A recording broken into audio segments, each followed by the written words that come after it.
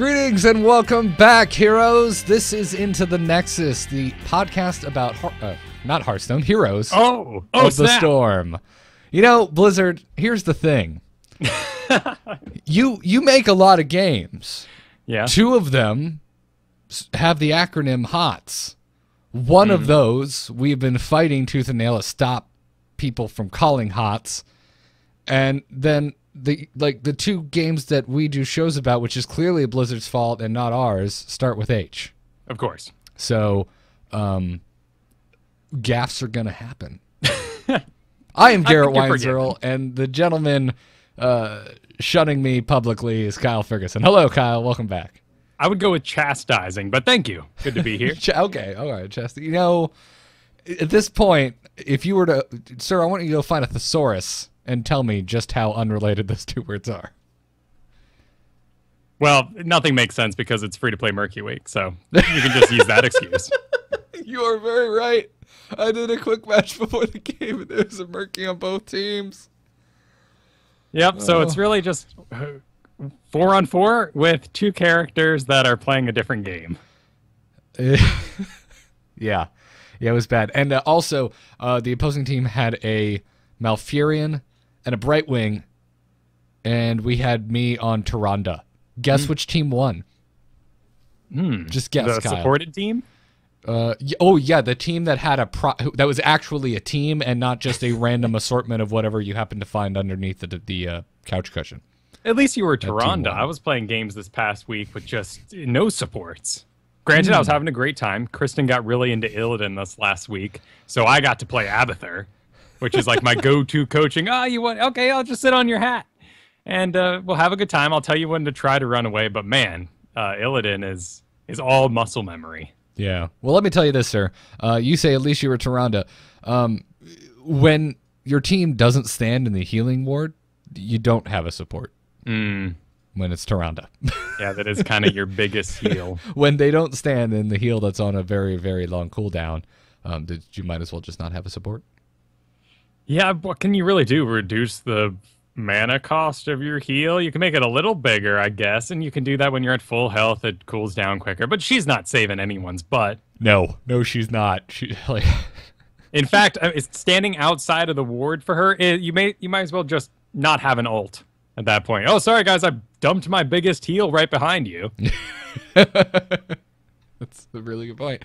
Anyway, so yeah, I'm coming into today's episode just a tidbit salty, but it's okay because there's a lot of awesome going on in Heroes of the Storm and a lot of awesome coming to it very, very soon.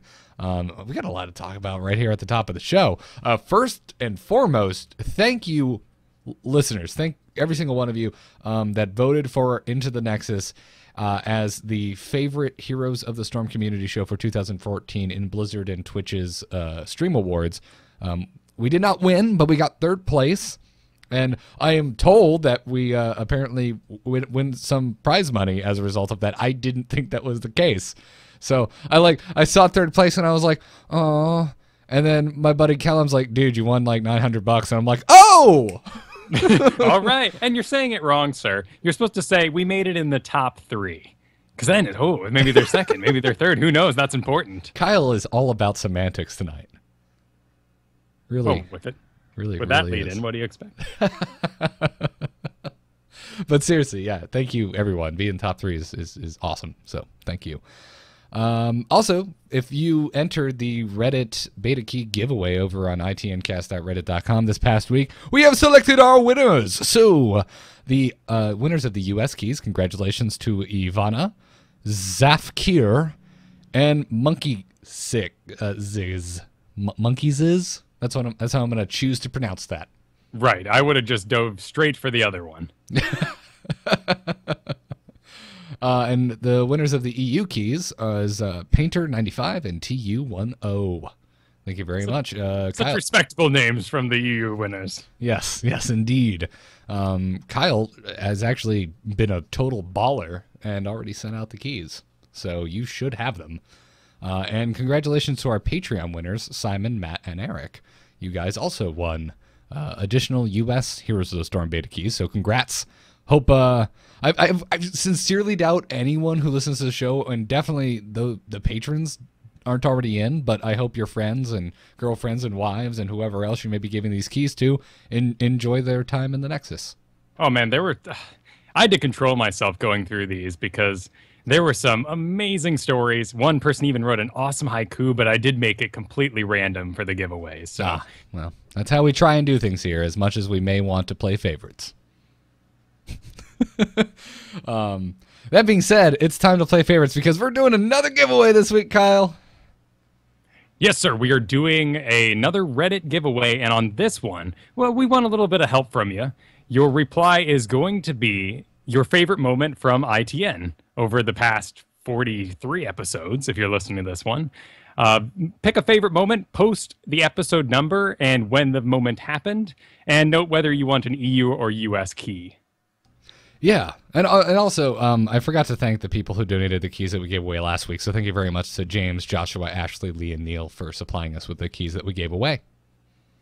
Indeed. So, good luck to everyone, and yeah, we may be using these clips for something, and just letting you know. So a certain project, and we'd like your help. Otherwise, we have to pick our own favorite moments. I mean, that's just kind of egotistical. Yeah. So even if you don't want a key, feel free to throw a link in there. Anyways, oh, that does it. That's it for the top. For some reason, I thought we had something else, but that's probably because we have changed around these notes probably more this week than we have for the past 42 episodes. There's so much this week. It's insane. It's a little nuts, so let's get right into it. We're on, boys! Ha ha! Let's liven up this place! Can Stitches play now? Put me to the stage. Welcome to this week's news segment, and I want to remind everyone that you can also go over to itncast.reddit.com to submit stories or to upvote stories that have already been submitted. First up this week, and this is obviously the big news, Sylvanas and Tomb of the Spider Queen coming next week.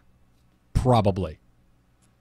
Yes, there is that, special little Blizzard statement at the end of all these, but they're working hard, clearly, to get this out to us. Yeah, absolutely. And I'm fine with that. I'm totally cool being told, hey, we're aiming for next week, but just so you know, something may catch on fire and it might not happen. Right. I'm mature enough to accept that. Are you, Kyle? When a dev happens to post something on Twitter about them being tired, and maybe I'm not the kind of person that posts, well, they should be working harder back at them. That's a really good point. How rude. I know. Right. Who would do such a thing? I can't imagine anyone under the guise of the internet anonymity ever doing anything that rude. Exactly. Now, this actually might be coming out Monday, they said. It's not coming out during the usual Tuesday business, which is interesting.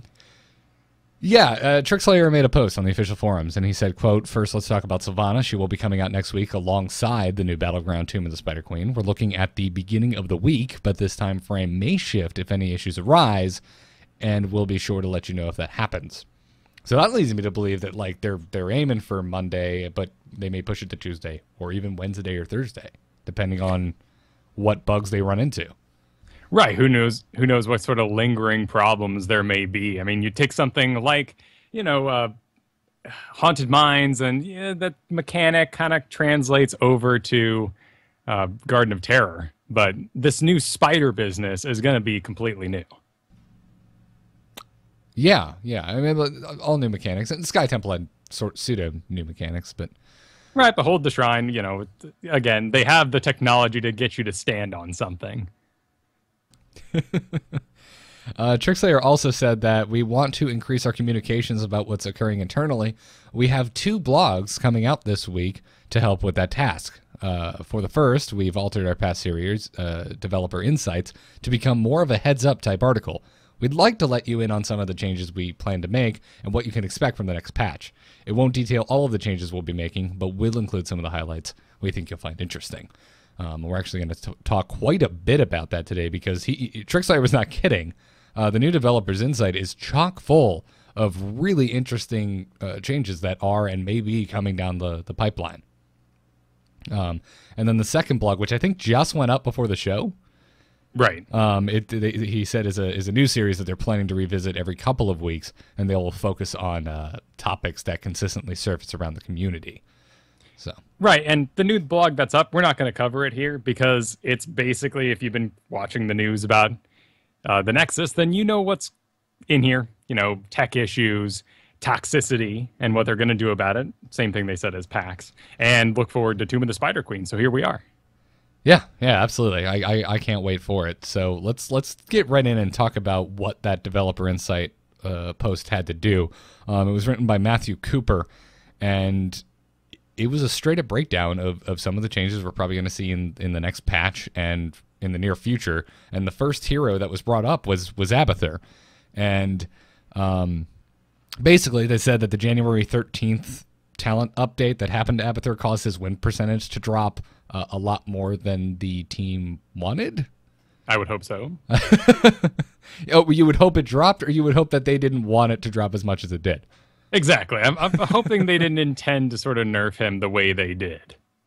Yeah, Abathur's in a rough spot at the moment. Right. It would have been enough to, remove his heroic ability powers. And now, instead, we're left with someone who doesn't have all the shielding capabilities or really the damage he used to have in a spike system. Yeah. So they are going to be tweaking both of his heroics. Now, don't get too excited because Ultimate Evolution isn't getting back the copy your teammate's heroic. That's not going to happen. Which is fine. That's insane. Yeah. And I absolutely believe them when they say, hey, guys, this makes the game really hard to make new heroes for. So they did say that we do believe we found a happy medium by increasing the power level of Ultimate Evolution and decreasing the overall time that you control the clone. So that sounds really interesting to me because I mean, I'm not a big Abathur player, so tell me if I'm wrong here, Kyle. I would assume it feels kind of weird when you're controlling the clone as Abathur. When all game you're trying to be this map master, trying to keep an eye on everything, see who needs a symbiote, see where you should be pushing with your locus, and then all of a sudden to just like have a hard cut and be like, well, now I'm a hero like normal and I'm in team fights. I feel like a shorter control time for the clone will be beneficial to Abathur. Right. If they increase the damage overall on it, then it's going to be a great choice because really you're choosing to do the clone in a situation where you were going to be staring at that one place for the whole time anyway. You were going to be sitting on top of one hero or you had to chase someone down. These situations give you a person in the fight and you were going to be there anyway. It's interesting. I'm wondering if they're going to change his level 20 augment. Currently, if you get Ultimate Illusion, it gives them a shield every 5 seconds or so, equal to 20% of their health. So you're, in fact, doing some pretty heavy supporting with your Ultimate Evolution. If they decrease the duration on that, I'm hoping that Ultimate is augmented in a way to affect that. Otherwise, you're going to pick something else. Yeah.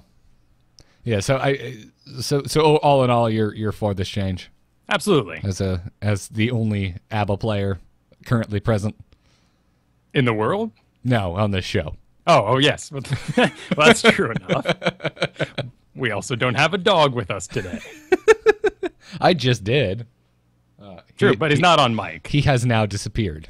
He's not hooked up. No, unfortunately he's not, but I'm not sure anyone would like to hear the weird, strange noises that my chihuahua makes. The Bailey cast. Oh, Bailey, when will you grace our podcast with your presence? We really want to. The empire awaits. Going to do a podcast about kibble and greenies. It'll be wonderful. Changes to monstrosity that are possibly coming, or actually, I believe these are coming. The duration on the monstrosity will be permanent, so it's just going to exist until it dies. Right.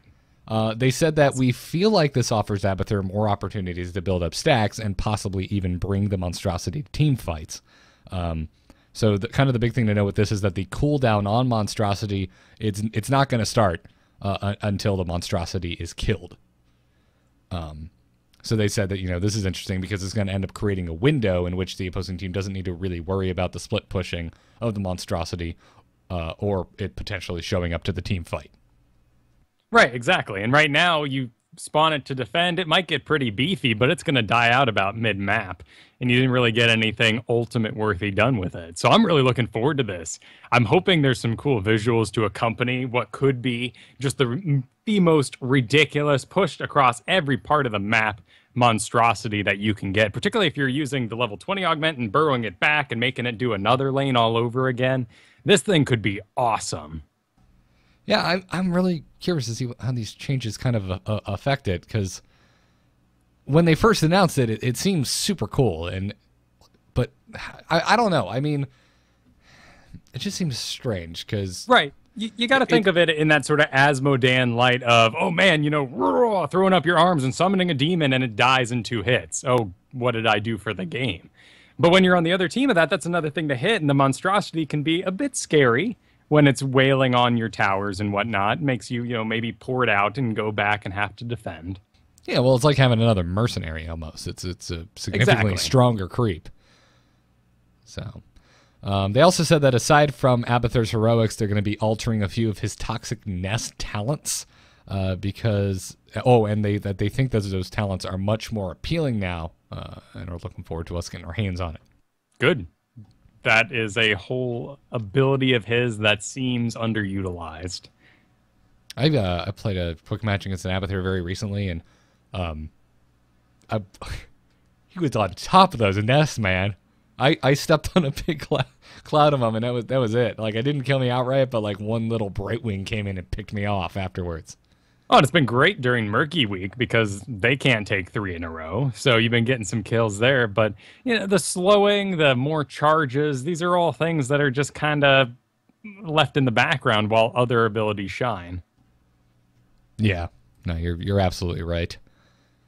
They also directly addressed the double support meta that we are seeing a lot of. Yeah. Even in our quick match games, where the matchmaking should be making things a little more equal, but no. But they did say that we believe double support should be a strategic option for players, but we want to make sure the composition does have appropriate downsides. So they did say for right now, though, that they think that some of the new heroes coming down the pipeline should help kind of shake up the double support meta we're seeing. They didn't really elaborate any further, but they did immediately go into how they're going to be nerfing one of the supports, which, of course, is the one I just got my Master Skin for. Of course, naturally. Yeah, naturally. Fall in love with Arthas, they nerf Arthas. Fall in love with Uther, apparently Uther's getting nerfed. They said that his Eternal Devotion trait is a bit problematic. That is, if you are unfamiliar with Uther, the trait that allows him to turn into a golden ghost that continues fighting after he dies. They said that since he can't be CC'd when he is a ghost, that it leads to situations where, quote, Ghost Uther is more effective than Live Uther. Right. I get a giggle out of every time because I think, oh, begone, spook, foul spirit. And they said, sorry, that wasn't a direct quote. That was my summation. The direct quote is the issues that they're talking about is such as landing a strong divine storm or denying objectives. Sure. Which I have to say, I've definitely taken advantage of this at times. Right, and I've been more than happy to see you do it. Keeping someone from turning in the Dragon Shrine by hitting them lightly with your hammer. No Dragon Knight for you. No Tribute for you. Mm-hmm. No coin turn-ins for you. No coin turn-ins for you. Yeah, no, I don't disagree. I'm so petrified. Anytime they put their sights on any hero, I'm just like, well, that hero's just going to be unplayable now. Because so far, almost every single time they have nerfed a hero, it has just obliterated it from the face of the game. Right, it has been a little strong. Particularly judging by what we think they're doing at the moment, which is taking away auto picks and not replacing them. So we're left with a sort of half-baked hero in the meantime. Yeah, no, you're right. And that being said, I have also enjoyed the alternate side of that, which is heroes I already enjoyed playing are now much better as a result of everyone else being nerfed around them. I'm talking to you, Zagara. We should go out sometime, get a coffee. Right, so for now, they're nerfing only the effect that happens when you die. And there was always that question, should you have died in the first place? Uther's kind of interesting because there's that point where maybe you're out of mana and you go, well, I'll just die. I'll let him kill me. I'm tanking for a bit. There we go. Now I'm back to full cooldowns and everything. Let's get some business done. Yeah, I don't think this change. If this is the only thing they change, I don't think it's gonna really deter me from playing Uther, because obviously I don't die on purpose. I don't do what you just said, really, ever. I consider myself always in a better situation if I'm not giving XP to the opposing team. Sure. Right. I'm definitely thinking of it more in more of a World of Warcraft sense. On my priest in the past, there were a number of fights where I would just, there'd be no mana. And it was the end of the game, people are dying, and I'd jump in the poop to kill myself in order to unleash the unlimited heals I had for however many seconds. Yeah. And that kind of sounds like it might be a strategy in the future with the way they're working him. Right, yeah. So there's an incoming talent rework for Uther, and his Ghost is going to lose all of his basic abilities and will now showcase a different heal on a lower cooldown, because they want the role of the Ghost to be supporting the team with heals after dying, rather than being, quote, the powerhouse it currently is. Which, sure, I guess I'm okay with that. Right, for personality's sake, I don't want an Uther spamming all his heals, trying to keep the team up, and then the second he becomes a Ghost, he's charging me. I hope I can still basic attack people, though, which they don't say here that they're removing. They just say base abilities. Right, I think if you lost your basic attack, that the duration would have to be so short so you don't get bored in the first place. Right. Yeah, but that would, since they do mention objectives, they could go that route, in which case his heal would be phenomenal. It would have to be. Yeah, and it would have to lead to some really cool situations where, let's not kill Uther. First of all, it's kind of a pain in the butt anyway. He's decently fast. He's got a stun, and he's a melee hero, so he has the health. But, if you were to kill him and he becomes more powerful than you can possibly imagine, leave him to it. Oh, man. Why doesn't he say that? You strike me down, I'll become more powerful than you possibly imagine. It's got a window now. Though I'm not sure if I want to include cool lines in the game anymore. I was playing a lot of Tyrael last week, and I died so much just because that guy's constantly whispering in your ear, light the way, justice, and all these unending quotes. You're not doing yourself justice, Kyle, because, guys, gather around. Let me tell you a story about this time that Garrett and Kyle played Heroes together. We played a game last week. Kyle's playing Tyrael, and this man is constantly diving in and dying.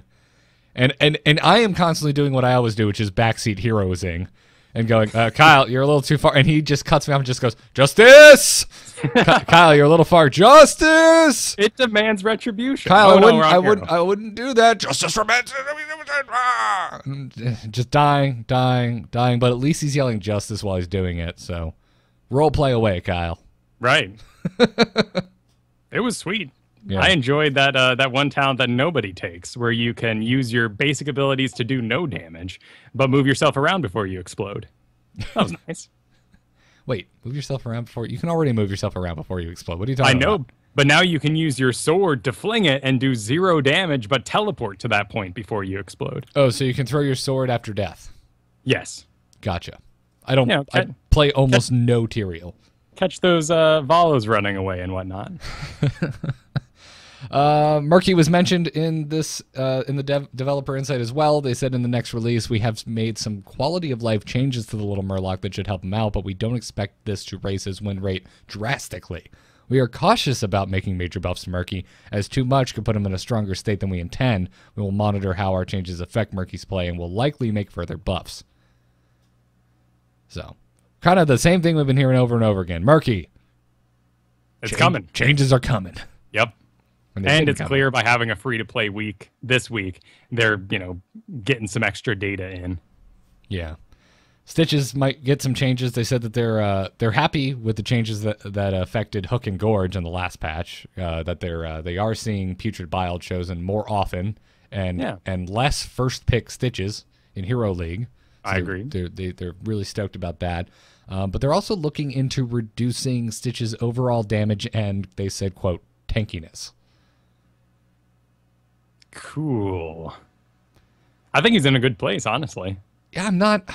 I think he's still, riding a meta wave at the moment. But really, I'm happy with a number of picks. In fact, I think I would even prefer an ETC at this point. No, you're absolutely right. To me, it's just Stitches and ETC are in my brain the only picks for Warriors. Right, I agree. And I don't want to see. I don't know. I don't want to see them nerfed. I want to see the other Warriors brought up to speed, make them more powerful. For the love of God, do something to Arthas, please. Yeah. I don't know. Just make us all feel special. Well, I mean, speaking of me feeling special, Diablo is currently being tested internally and gives no real window of when that delivery is coming. And Well, he has talent changes being tested internally. right. He's currently being tested externally. In his current form. But once again, I became excited for Sylvanas Week, bringing those Diablo changes that I so desire. Which apparently you're not getting, and I am sorry. No. If it makes you feel better, they just haven't even made mention once about Arthas's changes being a little steep, which I still That's think true. they were. But time will tell. Time will tell. Right, this is the, one of the problems with doing one of these is you're doing the before look, so giving us ideas of the big picture, and then we go, well, what about all the little things? And if they did this after the fact, we would say, you didn't mention all the little things. So I'm glad we have these multiple step, the warning, the actual past notes, and the after fact, summaries to help us give a full view of what the dev team is up to. I'm not upset about this at all. Yeah. Finally, the Lost Vikings, I said they're overall very happy with how they've turned out. There really are no major changes planned. Their words, not mine. They said no major changes planned, but then they went on to say Longboat is a bit of a problem. It has an extremely high pick rate over Play Again, and it also does too much damage, so there will be a minor nerf incoming. To me, that's a big change, because it's like the whole thing about Vikings that just drives me up a wall right now. That Longboat is devastating.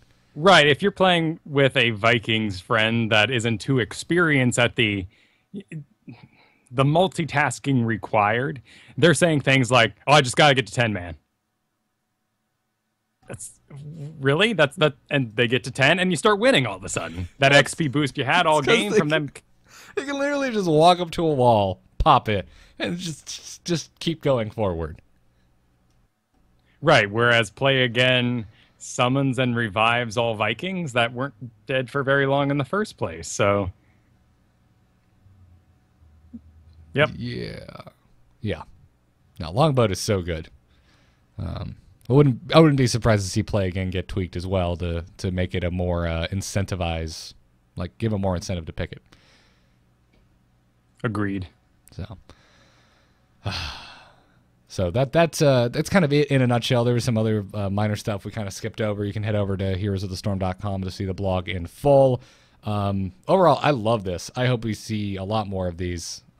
This has me really excited.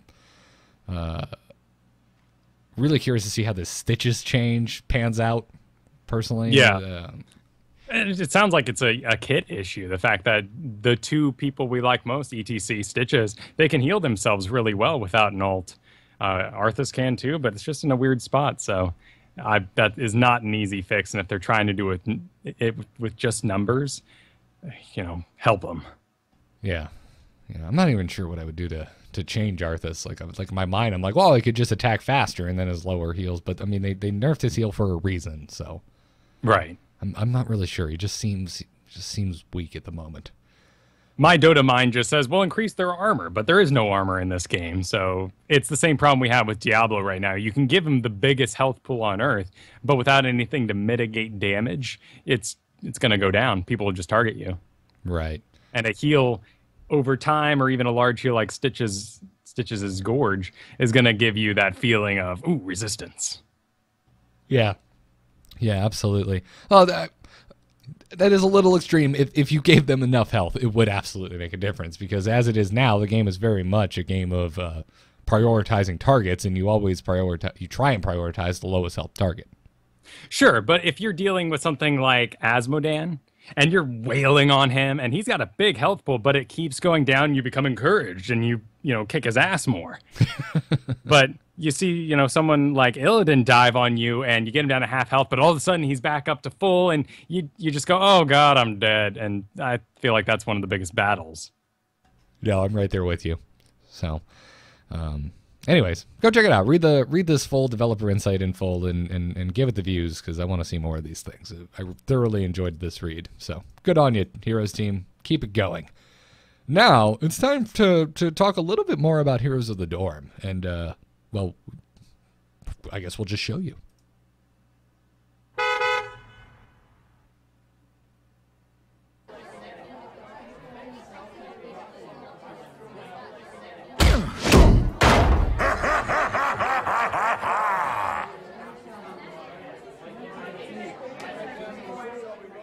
Hey, you! Yes, I'm talking to you. Oh, hey. Are you beaten down by the rigors of academic life? Yeah. Burdened by the growing demands of high tuition and youthful living expenses? Yeah. Well, have we got something for you? About damn time. Draw your digital weapons and ready your skill shots. You don't have to tell me twice. From all over North America, teams are preparing to take the Nexus by storm. Prove that your collegiate crew is the best, and you'll earn tuition support for your college career. Yes, you heard me right. I'm talking about free education. Not bad. Sign up now and receive immediate access to Heroes of the Storm to start your training. Will you step up to the challenge? Will you prove to the world that you're not just a bunch of friends, but a true band of heroes? Enlist today and lead your school and yourselves to victory!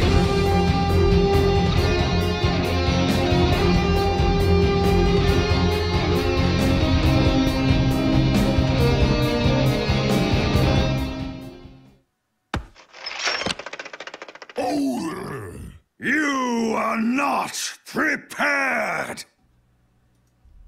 The ending of that is without a doubt my favorite thing ever. Well, of course, Firebat does great work. Oh, geez, yeah. I was so happy to see this. So, the news is that the Heroes of the Dorm sign-up is live, and Blizzard celebrated this fact with this wonderful Firebat animation short. If you guys aren't familiar or you're not already aware, head over to youtube.com/Firebat animations, because it is home to some of the funniest damn animated shorts about Blizzard games. We had Firebat on a couple times on StarCast to talk about StarCrafts.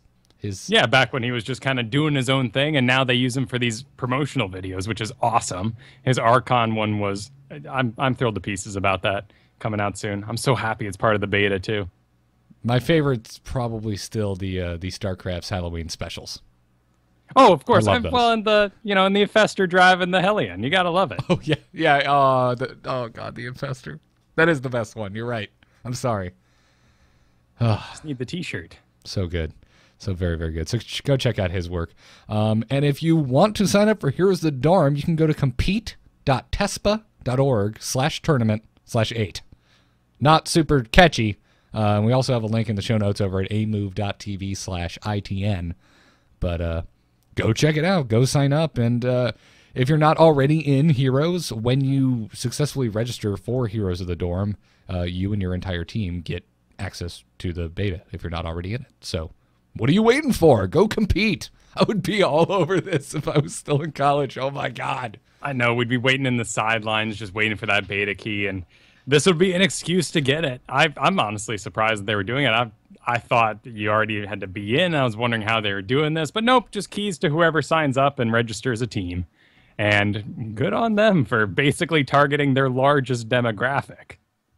Yeah, no, it's wonderful stuff. Put me in, coach. That's all I have to say.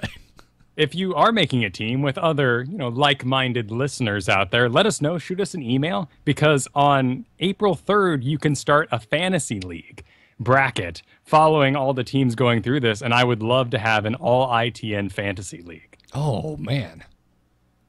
That's super cool. Yeah. All right, I'm going to keep an eye on that. Thank you for that, Kyle. Yeah, HOTD.com? HOTD.com? Under construction at the moment. Okay. But that will be the official site where we can run our fantasy leagues from when that time comes. And yes, it's another Heroes of the Blank website. I'm surprised Hot D was not already taken. That's what I'm surprised about. I'm just going to... Everyone's thinking it. I'm just saying it.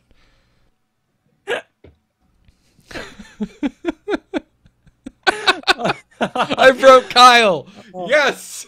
Oh, dear me. I haven't made him laugh like that since the StarCast days. I'm proud right now. Mercy. I'm getting the vapors.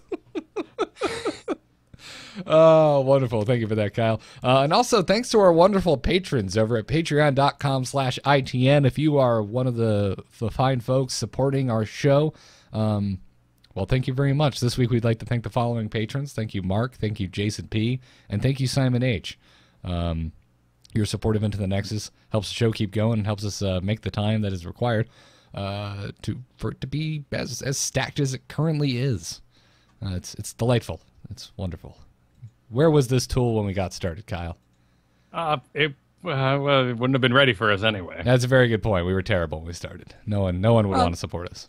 You know, don't play yourself down. But yes, it does take experience, and we're very happy to give this show the attention it deserves. So thank you so much. Yeah. I'm going to play it down, sir, because that first episode of StarCast, go dig it up. I dare you. It is awful. Stop encouraging them. I challenge you, fine listener. We put up a new goal recently over on the Patreon that I wanted to mention here.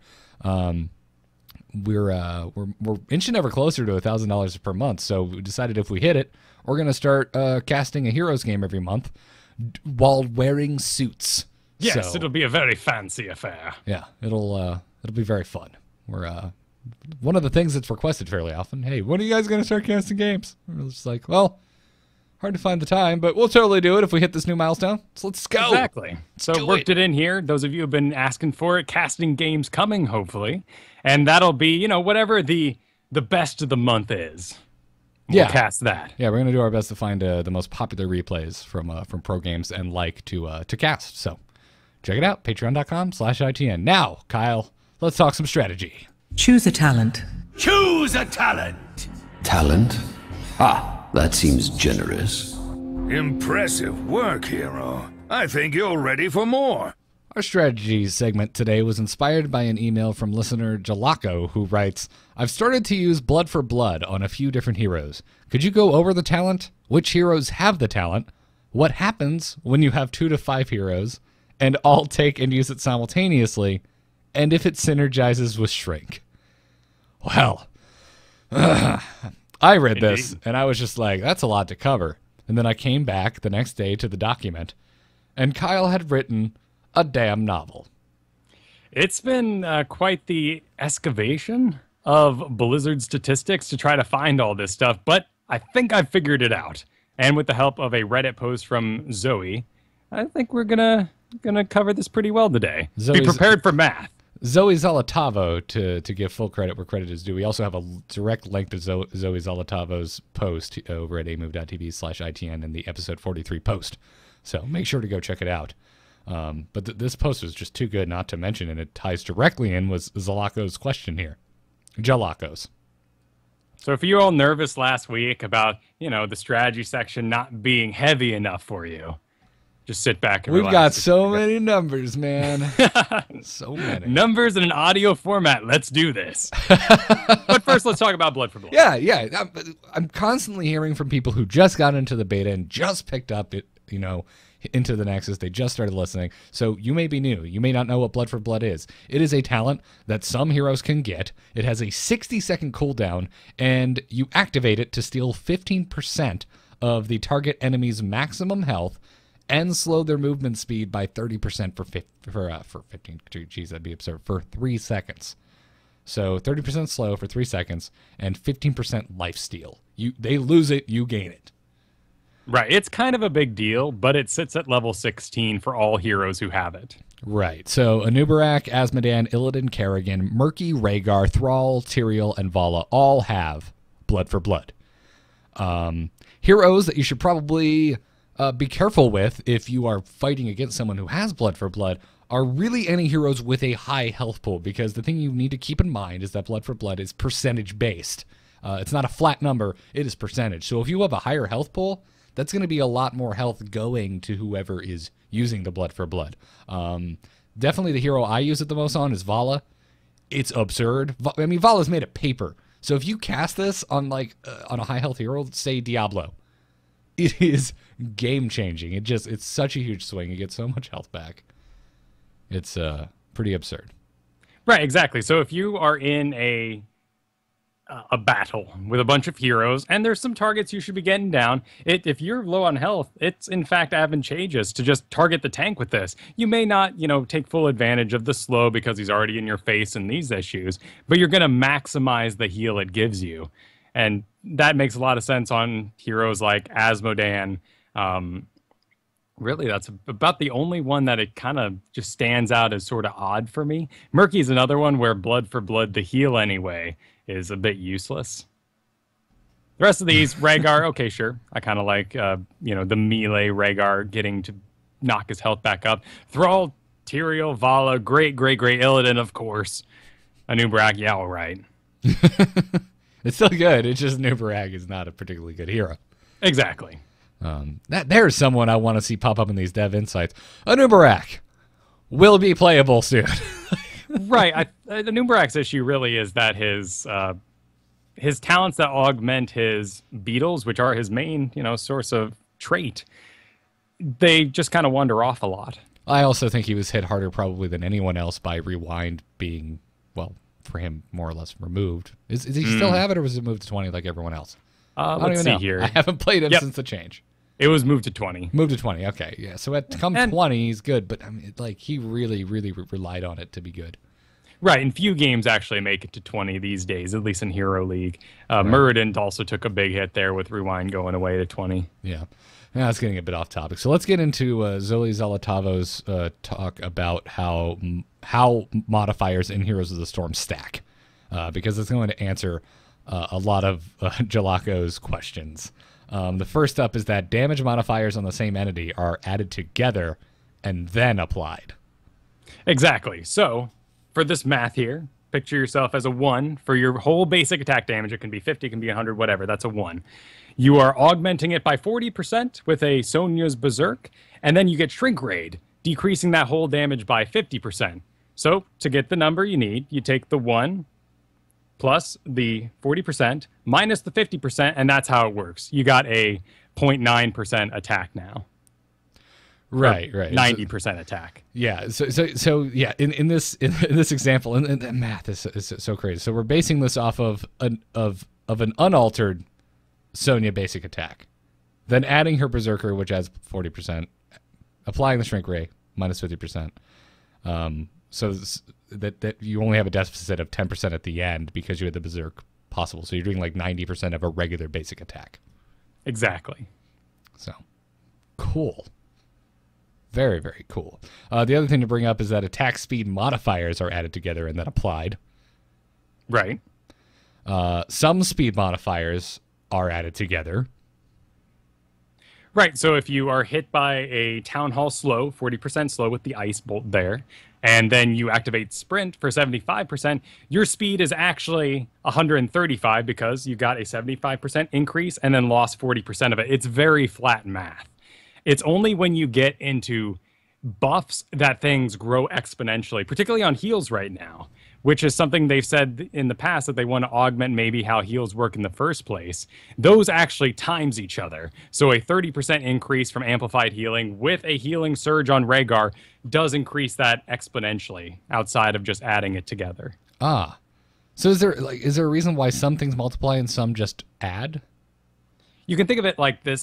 The math for your debuffs is extremely simple. The math for your buffs is more complex because you're getting the fuller effects of those. Gotcha. So to answer his question above, if you get hit by 5 blood for bloods in one go, you're only being affected by one of them. Really? Because it's the same trait. Yeah, same thing with Hunter's Mark. That is a debuff. They give a lot of benefit to buffs in Heroes of the Storm and leave debuffs a bit more simple and just cut and dry. So there's a lot of diminishing returns with debuffs. Exactly. So 2 Hunter's Marks on you, if that could happen, would just mean 1 Hunter's Mark. So say I had a Vala and a Rhaegar, and we both blood for blood the same target. The target only takes 15% damage? He'll take both the damage, but his movement speed decrease is only 30%. It doesn't add together to a 60. Okay, so or the 30% damage, and then 30% of that. Gotcha. So if you have 5 people with blood for blood and you all do the same target, they're very likely going to die, but they won't be running any slower than they usually would after 1. Exactly. Okay, so the damage is unmodified, but the debuff on speed it does have diminishing return. Well, not even diminishing returns, just straight up cannot stack. Exactly. Okay. Well, that is super interesting, and I didn't know that. Right. I'm not even kidding, folks. Like, Kyle was all over this strategy segment today, and I took one look at it, and I was just like, dude, my brain. He's just like, no, trust me. Believe me, this message has been sitting in the inbox for a while. And this week, I happen to have the mental fortitude to sit down and work through these things. To quote one of my favorite stand-up comedians, Patton Oswalt, I'm going to take you into Mordor. I'm going to bring you right back to the Shire. That's basically how Kyle's reassurance felt today. Now, we talked about the blood for blood not stacking. If you have more than one movement affecting ability on you, you usually, and heroics are a little special, but usually just get hit with whatever the strongest one is. So you're hit by a Nova's pinning shot, 30% decreased movement speed. You get hit by a Town Hall slow, it's only 40%. The Town Hall slow was more powerful at 40% than Nova's 30% pinning shot. Ah, okay. All right, good to know. So slowing effects do not stack. It will just the strongest one will prevail. Exactly. All right. Attack modifiers are a bit different. When you start, shrinking, if you hit someone with multiple shrinks, that wouldn't work. But if you used those other ones, they do add all together, and that's its own, can of worms. Gotcha. But for the most part, just remember, buffs are excellent. They multiply. Debuffs, whatever the best one is on them, that's going to be your main effect. Gotcha. So don't waste slows if you know a better one is on your enemy. Very cool. One of the more interesting strategy segments I think we've had. And again, folks, go check out the entire post over on the Heroes subreddit by the name I keep trying to pronounce, Zoe Zolotavo. So check that out. Any closing thoughts here, Kyle, before we move on to Wishlist? This, in fact, answered another question we had in the inbox from Landon, who was wondering about Hunter's Mark. There you are. Actually, and his question was more focusing on who gets credit for what damage when you augment damage with abilities. So if you put a Hunter's Mark on someone else to answer his question, the damage Atticus does running in, that's going to count towards his damage because it's the flat modifier that is added all together and then applied to the hero. Just because you Hunter's Marked him doesn't mean your damage is going to go up, which would be kind of neat to show that you got credit where credit's due. But that's an interesting question from Landon. I never even considered that. Like, so I put a damage increasing buff on someone. Does my other teammate attacking them grant me extra damage in my stat screen? Exactly. That's basically what he was asking. The answer is no. Yep. Okay. In most cases, you'll see 2 numbers if that happens. So like Giant Killer is an ability you can take that does damage based on their total health. That is a hit, and then a secondary hit is delivered by the talent. But it's still something you yourself are doing. It's not really the same scenario because you're not placing a damage buff on a target that also affects your other teammates. It's something you yourself are dealing with. Exactly, but they're 2 sets of damage that you are seeing, meaning they're yours. When a Lily casts a dragon on you and that thing's auto-attacking, you don't see any other damage, and that's because it's going back to Lily. Ah, well, that's very cool. But that also, like, to me, in my head, that makes sense, because that's Lily's ability. That's not my ability. She just saw fit to allow me to be keeper of the dragon for a few seconds. And her auto-attack damage is greatly reduced because she has that ability, so it makes sense. Wonderful. Yeah. All right. Thank you for the question, Jalaco. And Kyle, I just got to give you a big frickin' pat on the back because thank you. Well done, sir. Well done. Now let's talk about what we hope gets added to Heroes in this week's wish list. For ire! The guilty will suffer. Is there something amiss? All the tribe, hasten my blade! None survive. Must hunt you face to Nexus. At least I have chicken. Welcome to Wish List. This is where we take suggestions from our listeners about what heroes, what battlegrounds, any type of things that they would like to see added to Heroes of the Storm. And it's by far very quickly become my favorite thing on the show. It is very fun. We just kind of stretch back, not think about math so much, unless you really want to think about math. Sure, if you're into that sort of thing. And talk about silly things. So this week's wish list comes from Thousands of Retiree, which is without a doubt the weirdest name I think I've read in a while. And that's saying something. We've read a lot of handles over the course of our podcasting career. Anyway, he writes, "Hey guys, tell me what you think. Firebats are awesome units flavor-wise, and I feel like one would be very fun to play. Don't know if I should change him from warrior to specialist, but there are no StarCraft warriors yet. So, yeah." Thousands of Retiree went and made a post over at itmcast.reddit.com with an incredibly detailed build for a Firebat hero.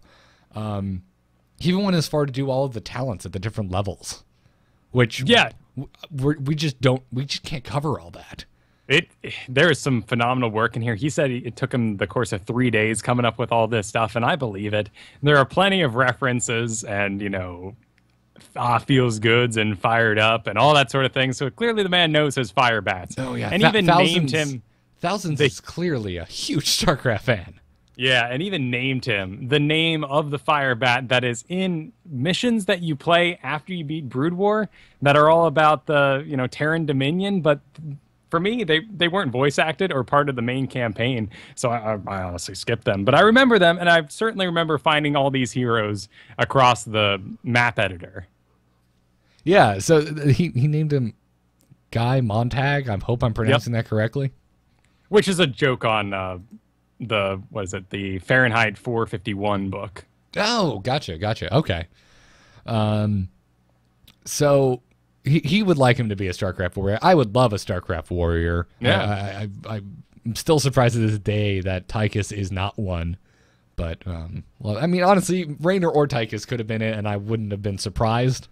Right, the marine kind of body armor thing suggests it, but hey, I don't want Tychus any other way these days. Yeah, that's absolutely right. And I was thinking about classifying him as a melee warrior, which makes sense if you've ever played used a Firebat in a game of StarCraft. They have an incredibly short range. Although I'm thinking about, like the frontal cone of the fire. It's pretty long range considering like the range of all the other melee units in Heroes of the Storm. Right, but you can never aim it at the end of the burst, as it were, when you're playing as the unit. So it always walks right up to whatever the problem is. I guess that's a really good point. Speaking of which, it'd be real cool to give this guy a some sort of trait. He's got some cool traits here. I'm spitballing here. Yeah. Thousand said that in his mind, if they added a Firebat hero, that they would not have mana, that the Firebat hero would instead have fuel. So it'd have like a fuel of 150, and it would regenerate at a certain rate and whatnot, much like mana. But I like that idea. Sure. Well, Chen's shown us how you can work energy in a sort of refueling environment, and that'd be pretty cool. Yeah. I could see some kind of thing where they like lock down and refuel and then come back up and start fighting again. Exactly. He said his trait should be Perdition Flamethrowers. He said the basic attacks and abilities deal damage over time. Basic attacks deal splash damage equal among all targets. Activate trait to refuel. Must stand still. Recharges 25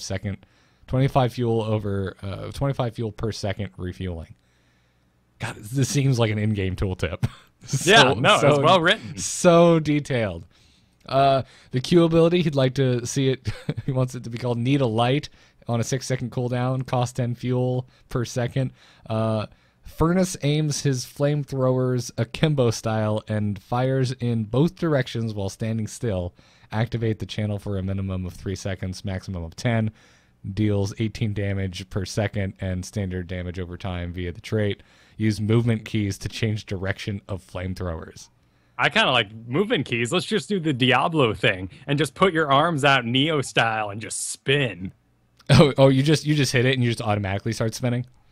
No, like it's your direction. You can do it front and back, but hey, just spin him around and get everything. Yeah. Probably would do less damage. Seems Spinning more- around as Diablo and all doesn't make you do anything more. Though that would be sweet, Blizzard. Come on, like Cyclone. If you got 3 spins done before Diablo's thing's over, it just wanders off and starts destroying buildings or something. That'd be wonderful. Scorched Earth for the W ability. Basically fires flamethrowers in a circle around his feet, dealing 80 damage and leaving a circle of damage over time that persists for 5 seconds. Sure, that's nice. Fiery. I'd love it. This have to be like super quick, so you could do it while retreating, like run away, drop it, and then just keep running. Oh, it would have to. I mean, it is a basic ability, so I guess it wouldn't have to compete with Sergeant Hammer's, but, I would like to see a similar style. Yeah. Why not a straight line? Like just there you go. Fire out, and then like almost like Vala's heroic ability, but obviously less damage, not stunning. Just leave a little track. Make a firewall, basically. Yeah, I like it. Been playing a lot of Dragon Age, as you can tell. All about that firewall. Oof, the damage on it is absurd. It's great. It's wonderful, and I just love nothing but just grab all the tanks I can, just round everyone up, and then just firewall and just keep it up for the whole fight. It's wonderful. Anyways, that is not this game. What's cooking would be the E ability. Basically, the flamethrowers would be aimed behind the hero, and he would charge, dealing 50 damage and leaving a damage over time trail. So I would get the straight line trail that I kind of wanted for the W ability. Enemy heroes that are hit are stunned, and the collision ends the charge. That's pretty cool. Rocketing yourself across the ground. You'd have to have some sort of engage. You don't have a stun. You have some area control with the flames, so that's good for a warrior. But you would need something like this. I think it should be. I think it should be a skill shot. I don't think it should be like you click on a target and you go at them. I think you should just be able to do it blindly. I agree. If you could take out trees with it, that'd be awesome. Not a mechanic in the game yet. Yeah. Yeah. Oh, you can destroy all those little barrels around, but no way to pop down a few trees. Yeah. Although, I think that would have to be, with the way that Heroes is, it'd have to be like a map specific thing. Like you'd have a Warcraft 3 map where you have like a lumber mill and a little town, and so it would make sense to break down the trees or something. Right, or a really specialized hero about it, in which case we have shredders in the universe, so let's use them. Yeah. The first heroic, Pyromania, which would be a long-range skill shot, charges and increases in range, size, and damage for a longer channel, similar to Gazlo's laser. Ooh, I like that.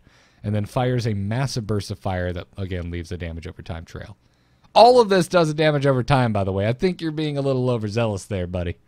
Well, yeah, his trait does damage over time and whatnot, so it would be painful.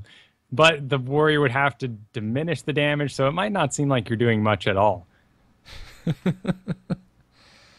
Yeah. And that's the thing, too. Like, I mean, if you look at this seriously for a moment, if everything can't be completely dependent on a dot that's on the ground, because if the opposing team is on top of their game and not standing in it, you're doing no damage.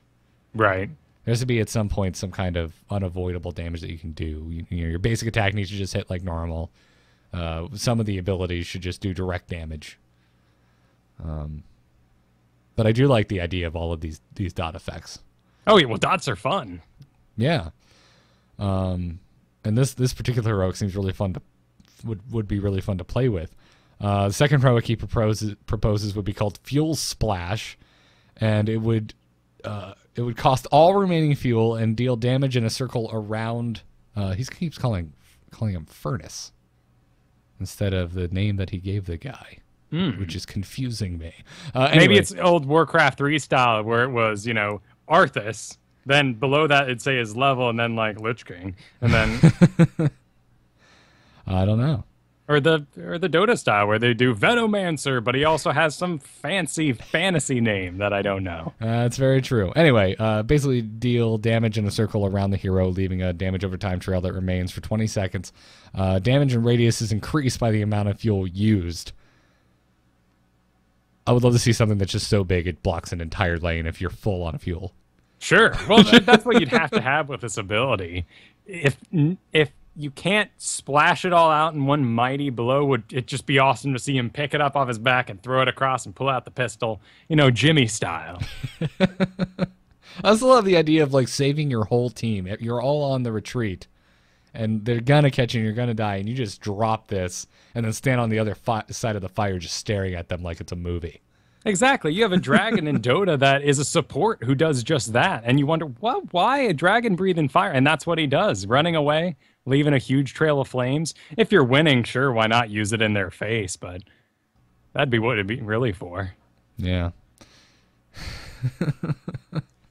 I'm a little sad. There may be a talent hidden throughout here. I didn't find one that increases your damage done to you from behind, which it'd have to be there. Some sort of like frontal armored area getting attacked in the front does less damage somehow. But getting hit right behind, that blows up your suit. Oh, no way. Just an instant kill if you get hit from behind? That'd be terrible. Well, not instant kill. Sure. I mean, there's not mechanics in this game like Rainer's bullets deal more damage to people not wearing armor. It can't be that fantasy, sadly. The day will come. Yeah, I'm not sure that day will ever come. I'm not sure I ever want it to come. There are some standards throughout the MOBA industry that show heroes that take more damage in certain areas than others, or deal more damage in certain areas of a hero than others. Okay. I mean, I can see that I don't know. It just like it would be it'd have to be a huge part of him. I mean, I'm thinking of all the times that you're turning around and stutter stepping and moving, and like it's just, I can't see that working. You have not sold me, sir. You have not sold me. Fair enough. But you get hit and then like fire, some fuel shoots out because you got hit. Work it into the mechanic, and then you blow up. If there's one hero that gets a death mechanic, come on, it's the Firebat going "ho" as he goes. Fair enough. And somewhere in there has to be an ability that makes that damn sound that the Firebat Academy made, that you can never watch video game trailers for the rest of your life because that scream they use. You know what I'm talking about. The scream? That, and then the the Firebat Academy. I seriously can't think of it. Oh man, look it up. Go back, install Brood War, build a Firebat Academy, listen to the scream. You'll never like all the free-to-play games online. Yeah, it's like listening to the Stormtrooper scream. It's not the Wilhelm scream, is it? No, it's not. It's a different one. It's like the boar screech from World of Warcraft that's used for every animal across video games. All right, fair enough. Yeah. I think his trait should be an on-death trait where he just explodes and deals some big AoE damage. Yeah, and leave some dots on the ground. Everyone's happy with that. And we are not making fun of you, sir. This was an incredible write-up. Thank you so much for posting it on our Reddit. Yeah, folks should go check out the Reddit, too, and see all the talents that that thousands came up with. It's a little absurd. But, yeah. Cool stuff. I want a Firebat hero. Yeah. Absolutely do. And make it a warrior, damn it. We need a StarCraft warrior. Agreed. I want to knock out my StarCraft and Warrior daily at the same time. Right, and in chat room, we don't need to say this every time we talk about StarCraft Warrior, but yes, of course. Zealot, yes. Phoenix, of course. Zealot better happen. Yeah. You got to have a Zealot at some point. My life for ire and all that stuff. Mm-hmm. So, let's take some emails before we end the show, shall we? Darkness stopped calling. I hear the wilds call. Wait, nature calls. Okay, tell them I'm not here. Welcome to emails. You can send your emails to itncast@gmail.com. Our first one today comes to us from Jonas from Sweden. He says, like you, I'm a huge Blizzard fan, and I have experienced my share of bitter defeats in multiplayer gaming. I've never been a sore loser on or an angry gamer, but since getting into Heroes of the Storm and getting into some quick matches, I've experienced some of the most intense and infuriating frustration. I love infuriating frustration I've ever felt. I've literally been close to throwing my mouse into a wall and breaking my keyboard in half, and that's really not something I'd be prone to do otherwise. I get into a fight with one or more enemy heroes. I quickly realize I'm going to lose the fight, so I decide to flee well before my health gets dangerously low. I then get slowed or stunned or some crap, and I can barely move or do anything, and in just a couple of seconds, I'm dead. Losing is fine, big deal. I still get XP. But it's that feeling of loss of control of my hero that really gets to me. It's a deeply frustrating sense of detachment in a similar way as having a glitchy mouse or a laggy internet connection. If I had full control over my character and still got killed, then so be it. But that sense that there is not a damn thing I can do about it once I get stunned or slowed or whatever is for some reason infinitely annoying to me. Because of this, I find myself playing a lot of co-op games instead. I would prefer the challenge and excitement of an actual multiplayer battle, but it's just too damn frustrating a lot of the time. Is this something you can relate to? Of course, different heroes have different abilities and talents to deal with this sort of stuff, so maybe you have some tips on heroes that are extra good at getting out of fights and avoiding getting stunned. Thanks for a great show. I've been listening to you guys since StarCraft 2 was in beta. Holy crap. So he may have heard that first episode, and if he has, he doesn't have to go back and listen to it again. No, he doesn't. I commend him if he stuck with us for that long, because I personally would have been like, oh, these two idiots aren't going anywhere fast. This was... You could feel it right along with him in your chest. This was typed in the heat of the moment. Oh, absolutely. Abso-freaking-lutely. And he really targets what is the most infuriating, you know, aside from other teammates and anything you might get mad about like that. I mean, one of my biggest itchy, I feel like I'm a pretty chill guy, and I love teaching other people to play. But when they touch that one hero, you know about this in Dota. You got really into Abaddon. Abaddon? Abaddon? I think I call him Abaddon. I have no idea how to actually pronounce his name. Well, he never says it, so there we go. Mists and stuff on horseback. I basically call him not Arthas. Exactly. Yeah, I got a little like, I'm like, okay, you know, if you're going to do that, you got to play him well, because seeing my own hero just floundering out on the field drives me insane. Oh, you play Abaddon? You play Abaddon? Yeah. Oh, I didn't know that. Yeah, so you know when I'm in a team with a Tassadar right now or a Tychus, and I see him kind of doing stuff wrong, it's just inside me these little ticks start driving me insane. But aside from all that, losing control of your hero is the most maddening thing that happens. And in particular, I enjoyed a grueling 25-minute fight the other day with an Illidan and an Abathur that loved that Illidan so much he became a copy of the Illidan. And two Illadins were flipping on top of me as I tried to run away. As a tank, no less. As Diablo, no less, too. And that's kind of the funny thing is, like, you're not really getting stunned there. You're just getting body blocked. Yep, and it is just infuriating. That, for whatever reason, elicits the reaction as I stifle a sneeze. The body blocking elicits that reaction from me. Stuns and slows, I just, for whatever reason, I don't relate to Jonas at all. It's something I just expect. And it's something I always have in the back of my mind, depending on the composition of the opposing team. Especially in Hero League, you see it coming. It's like, okay, they picked Uther. All right, I got to watch out for his hammer stun. Okay, and they picked Avala. They might go, she might go blood for blood, and actually, Uther might grab Shrink Ray. In fact, he probably will because it's amazing on Uther. So there's two slows I need to worry about, and a stun, and then Uther's ultimate stun, so he's got two stuns. So I compartmentalize that in my head, and I try not to overextend as a result. Not saying I'm perfect. I definitely die to it and get angry, but not to this extent. Not to the point where, because he's not outright saying it here, but he did say, you know, if I had full control of my character and still died, I'd be fine with it. Which makes me go like, well, what do you want? Do you want a game with no stuns or slows? Because it's definitely not what I want. Right. I think body blocking is definitely the most frustrating. I agree. You know, you're charging into a fight, particularly if you're a melee hero. There's going to be times where you're just not doing anything because you're locked down. And that's an anger I got rid of long, long ago, back when I was doing Battlegrounds in World of Warcraft. Yeah. You can't hold on to that. That's the other thing too, and I didn't even think to bring it up, and I'm so glad you touched on it, is having played so much World of Warcraft PvP, you really can lose control of your character in that game. And this one is just momentary. And it's not like there's no, we talked about last week, a fear mechanic and why it really wouldn't work, because you would just start erratically running around the battleground, and that would be hugely swingy in a MOBA. It just wouldn't work. And that doesn't exist in this game, but it does in World of Warcraft.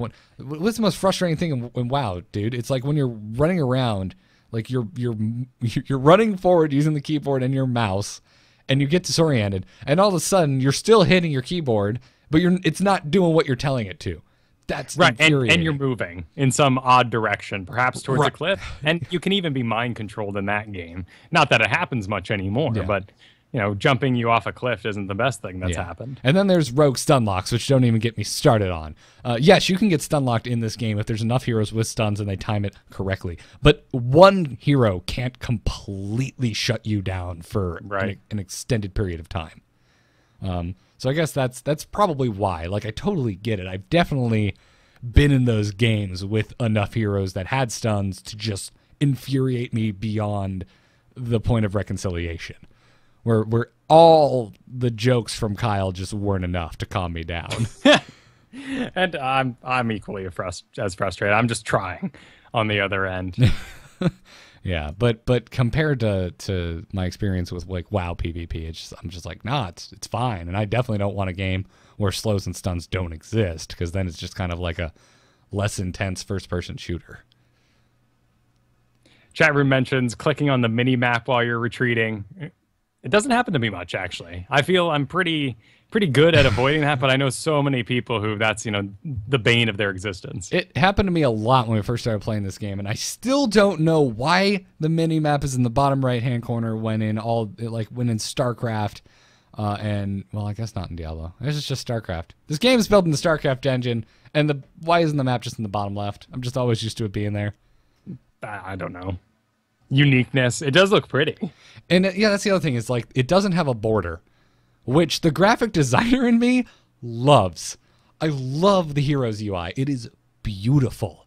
But something about the mini map not having a square that it sits inside just throws me off, and I do still misclick on it from time to time, and I think that's one of the major reasons why. It does give it a different shape per map, and you might get away with some clicks in one map, and on Haunted Mines, you end up clicking the bottom and doing nothing. Yeah. Yeah. But to answer his question, if you're looking for heroes that will get you away from the fury of losing control, you can look up any hero that has Relentless on them. That decreases the duration of silences, stuns, slows, roots, and polymorphs by 50%. Do you have a list of those heroes handy? Because I don't. I do. It is Arthas, Asmodan, Chen, Diablo, ETC, Stitches, and Tychus. Okay, so basically every tank and Tychus. Every tank and Tychus. So ETC, Stitches, Tychus. And it is a level 13 talent, so you're probably not competing with your best talent, perhaps. Oh, and Asmodan. Asmodan's not a tank. That's true. Pretty big and fat. And he is big and fat. Gets in the way much. I honestly rarely pick it because March of Sin is level 13. That allows you to move while doing all shell burn. Oh. So that talent. I hate that talent so much. It's so much fun. I love it. Oh, jeez. Oh, what's the new unit coming to StarCraft for the Terran? The little Cyclone? The Cyclones. It's the same thing. Yeah, that's a big no. It's the same concept, which I've got to say I'm very excited to see come to an RTS. Sure, but oh no. No. And they even showed in the video it chasing down an infestor just to drive me insane. Yep. Enjoy it, Kyle. Take it in. If those things are coming out as early as they did during BlizzCon, that was just a nightmare to watch. Yeah, but you don't have the little harpoon guys to worry about anymore. Yeah, and in that video, they're even like, let us know what you think we should add. So, hey, it's cool to see that design philosophy. I'd say of all these guys, I probably take it the most on, well, I play the most Tychus, so I take it on Tychus. But it's completely, situational. There are some choices I do like at level 13, and I only take it, one, if I've gone Odin, and two, if I need it. Yeah. Beyond that, if you're just looking for straight-up heroes to walk out of business, Tassadar, 100%. I was about to say, I can't believe we've gotten this far into this conversation, and you, sir, hadn't mentioned Tassadar yet. The whole reason I started playing Tassadar was because of Murky destroying all the buildings, so he had Mule. I could put shields on the buildings. I could keep an eye out for the egg. And so I was like, all right, well, while Murky's insanely powerful during that patch months and months ago, I started Tassadar and just love the button, the get out of anything free button. It's, yeah. Yeah, actually, you know what? I take back everything I said. Jonas, you want to know what really makes me feel like you're feeling right now? Tassadar. Just ghosting out of all the biz that you just laid on him. Dimensional shift is the most just infuriating ability in the game. At least he usually goes pretty far away with the level 17 augmentation where it gets movement speed and heals him. And he's invisible, so you're like, oh crap, he got away. And you just kind of dismiss it immediately. You know, a Murky chasing you down that turns into a bubble and then proceeds to get all his health back. Now that's frustrating. I'm fine with that because at least I can see him. All right. At least I can follow him correctly. I don't have to guess. And kill his little stupid ass when he comes out of the bubble. It just hit me, Kyle. You know why Tassadar is just so annoying? He is that kid when you were growing up that when you would play tag would just yell force field. Oh yeah. Yeah. And you just be like, you can't do that. That's not how this works. And you're just like, no, force field, I'm invulnerable. And That's true. You never invited that kid over to play again. He does have a force field, and he has invisibility and invincibility while he's invisible. Yeah, he kind of does have all the little kid superpowers, other than like flame breath and sonic speed. Same reason no one likes Superman. Yeah. Gotta work so hard to make Superman good. Yep. I do have to say that monologue at the end of Kill Bill makes a really good argument for why Superman's so interesting. But oh, sure. And I've seen, the Justice League does a really cool job with him where he can be like, oh, finally I can let go. And you watch him, punch a dude through a building because all the time he's having to hold back his amazing powers so he doesn't kill everyone on Earth. It's a cool concept, but ultimately it's a bit too fanficky. Yeah. I'm just so cool, guys. Our second email today comes to us from Skelephant, who writes, I was invited into the Heroes of the Storm beta a couple of days ago, and I am enjoying it thus far. One thing that has stuck out to me has been the music in the game. I have come to expect good music from Blizzard, and they have not disappointed with Heroes. I love the main theme. He wrote HOTS. I refuse to say it. The Cursed Hollow theme, the Battle Start music, and many of the other tracks in the game. What are your favorite themes? What themes from other games would you like to see in the game? Thanks for the great podcast. I don't know, but I'm right there with you. I think maybe Cursed Hollow. I like it. It's got a good Haunted Mansion feel. Well, and if I didn't hate, Haunted Mine so much, that Golem music with the bum, bum, bum, bum of the charging, yeah, that's cool. I just reel down on Haunted Mines at the moment. So snowbally. Yeah, well, I still think Garden of Terror is my least favorite at this moment. I like the... I keep trying to do these things. I'm sorry. At the beginning of the game, has a cool lead-in, but yeah, it's not quite the epic orchestral music, and it's just a garden. Yeah. I've never really not enjoyed the music in a Blizzard game. I guess the main intro for Heroes is just a little too cheesy metal for me. I'd rather have some kind of big orchestral thing because that's what I've come to know and love from Blizzard. Right, it does harken back to a time when the ETC video was hidden at the end of Warcraft 3 and does invoke those nostalgic memories in me, which is good. And I fully expected to see Heroes of the Storm come out. It's playing Stormwind music and whatever they just kind of threw in there. So the fact that they made custom music in the first place is pretty incredible. Yeah. Crime Endorsement took my answer in the chat room, and I'll just start playing it now as we talk. Arthas, my son, the music from the cinematic intro of Wrath of the Lich King is probably one of my favorite pieces of music from Blizzard. It's just amazing. Come on, stop swelling, you damn orchestra. Stop swelling. It's very foreboding. You gotta let it build. Yeah, you gotta let it build. It's walking across the ice. Well, this is where Tyrannus does his talk about my son. But once the vocal starts coming in right here.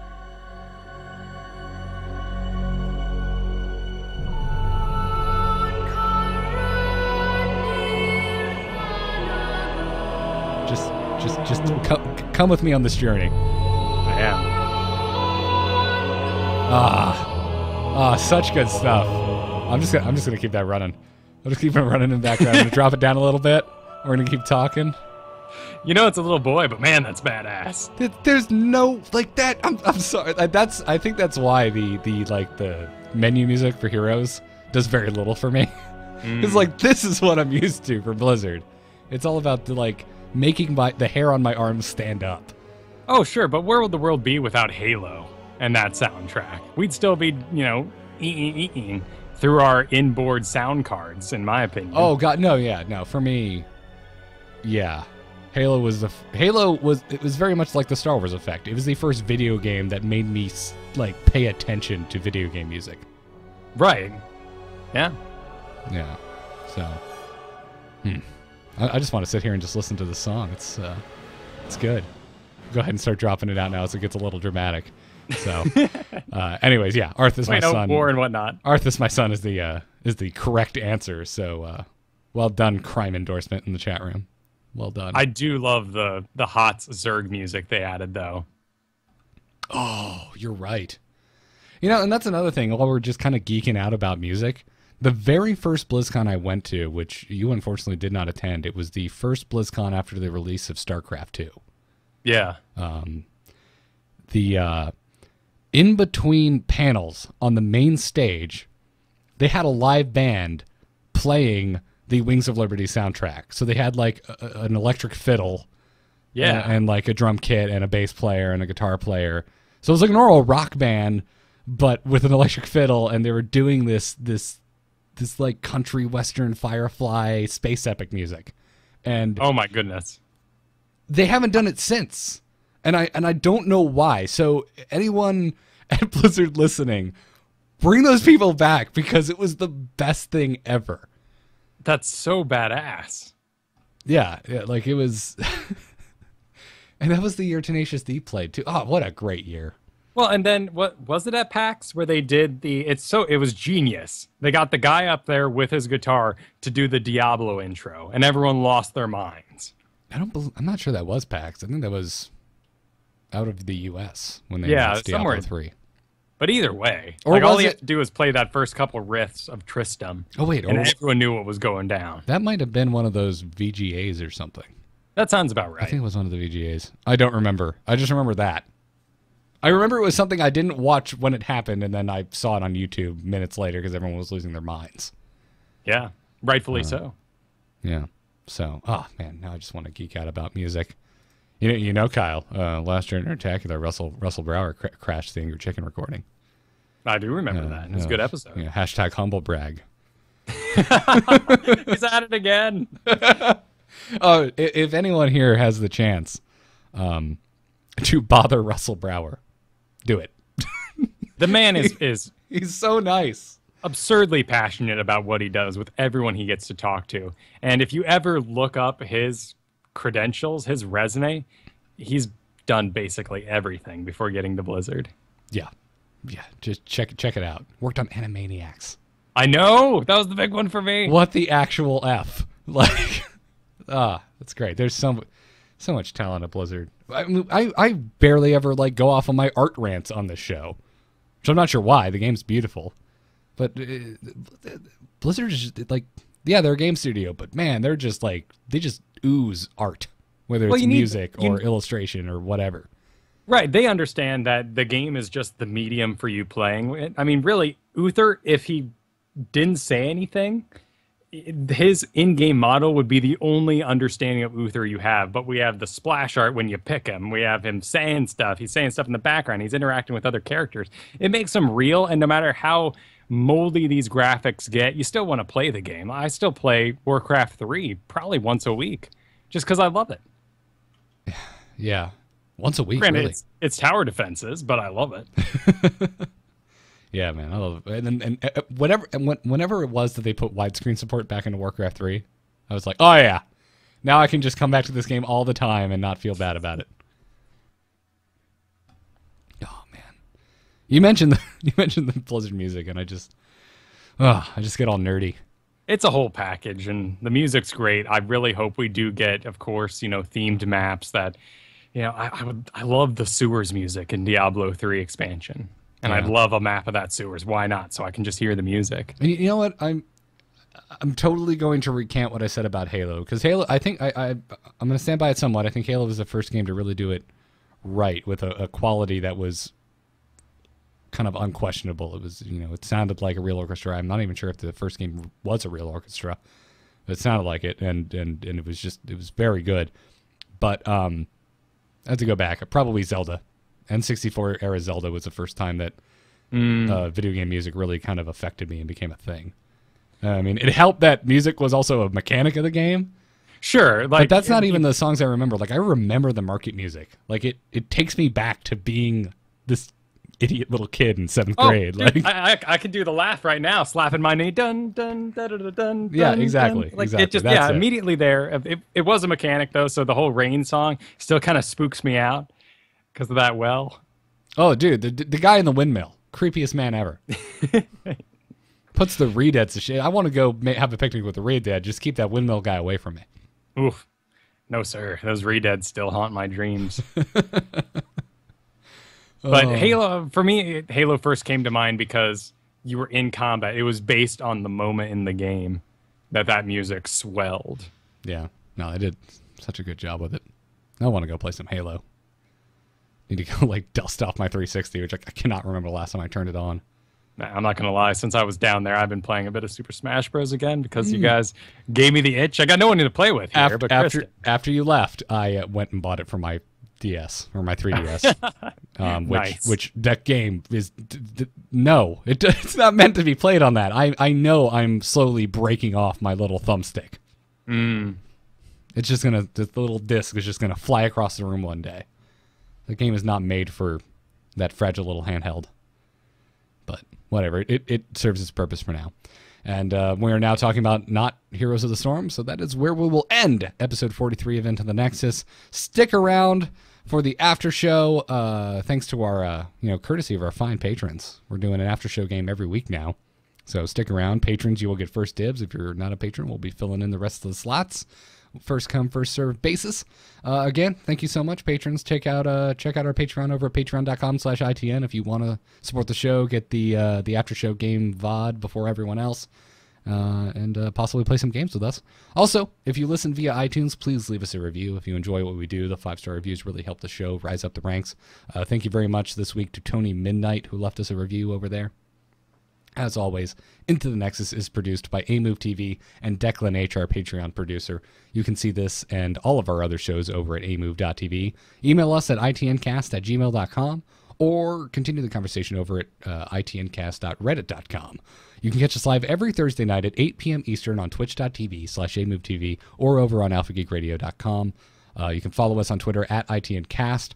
And check out BrianGriffithMusic.com for Brian Griffith, the musician who made our intro music. So check that out. Kyle, where can folks find you?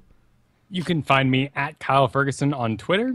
You can find me at the website KyleFerguson.com, where I put up my newest Dungeons & Dragons article. This one is all about theming, using undead because I love them. It's a shame that media's run off with my zombies when I enjoyed them in my role-playing games in the past. Now everyone thinks they've seen everything before. I'm gonna have some. I'm gonna have a very lonely weekend in the second week of April, I believe. I think we need to put together that's live stream D&D with Jocelyn and Ben and. Yeah, I'm 100% there, man. Just say the date. Yeah, and if people are like, "Well, only weekend, what the hell is that?" My fiance will be out of town for like 6 days, and I have no idea what I'm going to do with myself. You don't understand. You and me both, man. We're like, all right, house to myself. I'll cook what I want. I cook anyway. The novelty wears off in like an hour. I could have done whatever I want and just asked her, hey, can I have 30 minutes to do what I want? Oh, now I'm lonely. Yeah, I don't. I'm going to bed by myself. This is why, like, some of my friends are just like, "Oh, your wedding's coming up. Are you getting any cold feet?" I'm just like, "No, not at all. I'm positive I made the right choice." and stuff like this is the reason why, because I'm just like, I don't know what to do with myself when Katie's not around. So I have been horribly boring to all my scandalous friends who are like, "So what's it like being married?" I'm like, "It's the same." Yeah, that's the other thing. We've lived together for a while now, so. Everyone's like, "Oh, big change." I'm like, no changes at all. There are no surprises. we know how this works. We're good to go. So it'll be fun. It'll be fun. We I think we finally have our honeymoon locked down. So Nice. that's weight off our shoulders. Now we have to plan the actual wedding. You know, we planned the fun part. Now it's time to plan a big party that's stressing me out. Hooray. Anyways, follow me on Twitter where you can probably watch my descent into wedding madness as it happens, 140 characters at a time. So check it out. @GarrettArt is where you can find me. That's the best tagline. Descent into madness, 140 characters at a time. Dude, that is quotable. I like it. All right, you take it. Do what you want with it. Check out my graphic design portfolio over at nomoonart.com. And check out The Angry Chicken, Hearthstone podcast with Willie Dells Gregory and Jocelyn Moffat every Monday night at 10 p.m. Eastern. This Monday, we're going to have the art director from Hearthstone on. I'm very, very excited to just unload on this poor man with my ravenous art nerdery. Yeah. Well, do it. I mean, the art's great in that game. Yeah, it's gorgeous. Check out our sponsors, doghousesystems.com. The code to use is ITN. It'll get you a free 120 gigabyte solid state drive upgrade on top of the regular hard drive that you'll already be getting. So check it out, and you'll also directly support Into the Nexus in the process. That same code, ITN, can be used over at tweakedaudio.com to get you 30% off and free shipping on your entire order of noise-reducing earbuds from Tweaked Audio.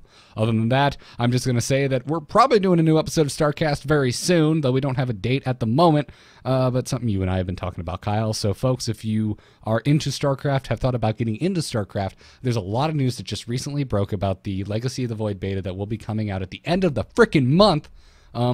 So the RSS feed is up. We haven't changed it. You can go look up StarCast, the StarCraft podcast right now on iTunes or Stitcher. Subscribe, and when that new episode goes up, you will get it. So go subscribe and check it out. Check out the back catalog while you're there. There's interviews with like Tasteless, DJ Wheat, Neil Kaplan, the voice of Tychus, Robert Clotworthy, the voice of Raynor. There you go. Just go find it, man. It's fun. That stuff is timeless. Especially like the Neil Kaplan and the Robert Clotworthy ones. They're just so damn fun. Oh, yeah, well, we had tons of pro players on, too. Some who are still going. Yeah, absolutely. And some that have made the switch to Heroes of the Storm, like LZ Gamer. Yeah. Who we're big fans of. So check it out. Be a lot of fun. So that'll do it for this week's episode. We will see you next week for episode 44 of Into the Nexus. Good luck and have fun. Take care.